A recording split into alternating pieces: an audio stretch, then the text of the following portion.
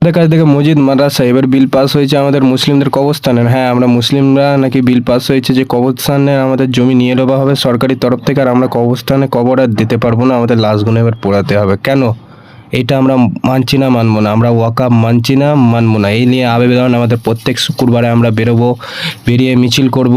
মিছিল করে আমরা মানছি না, মানবো না, ওয়াকাব মানছি না, মানবো না। তাই বেঁধে নিলাম কালো সুতো, যেহেতু দেখাতে হবে যে আমরা এই আবেদন মানছি না, মানবো না। কেন কি এটা কোনো মুসলিমদের কাছে শরিক নয়। দেখতে পাচ্ছ সুতোটা বেঁধে নিয়ে কেমন লাগছে। আর এই হচ্ছে ওয়াকাব বিলের ছোট একটা জেরক্স কপি, যেটা আমি হাটে নিয়ে হাঁটবো মিছিলে। আর দেখতে পাচ্ছ এটা আমি বুকে লাগিয়ে দিচ্ছে আমার বন্ধু সেফটি বিম দিয়ে, কেন কি মিছিলের সময় মুখ দিয়ে আর হাত দিয়ে জোর জোর গলায় চিৎকার করতে হবে।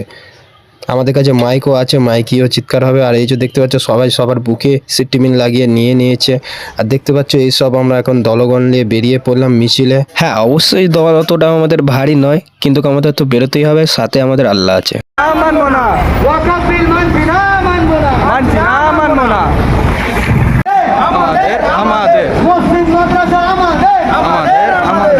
তো এক্ষুনি মিছিলে গিয়েছিলাম, আপনারা দেখলেন আমাদের ওয়াকাব বিল যেটা পাস হয়েছে আমাদের মুসলিমদের কবরস্থানের জমি নিয়ে আমাদের ওপরে। খুব মানে কি এটা মানা যায়? এটা মানা একদমই উচিত না, আর মানবো না। তো এই বিষয়ে নাসির ভাই কিছু বক্তব্য যদি দেন আমাদের অডিয়েন্সের জন্য। আসসালামু আলাইকুম।